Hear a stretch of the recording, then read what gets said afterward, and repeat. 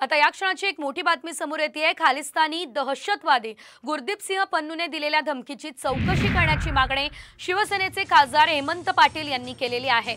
26 जानेवारीला भारतात मोठा विस्फोट करणार अशी धमकी गुरदीप सिंह पन्नू यानं दिलेली आहे। या संदर्भात हेमंत पाटील यांनी लोकसभा अध्यक्षांना पत्र लिहून चौकशीची मागणी केलेली आहे।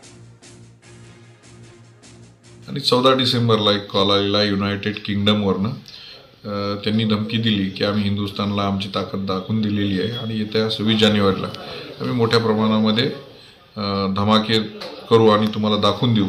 तुम्हाला जर स्वतःला वाचू शकत असाल तर तुम्ही वाचवा, अशा पद्धतीची धमकी दिलेली आहे। या संदर्भातली माहिती मी देशाचे पंतप्रधान माननीय नरेंद्रभाई मोदी, त्याचबरोबर माननीय अमित शाह साहेब आणि लोकसभा अध्यक्ष बिर्लाजी यांना लेखी स्वरूपामध्ये दिलेली आहे।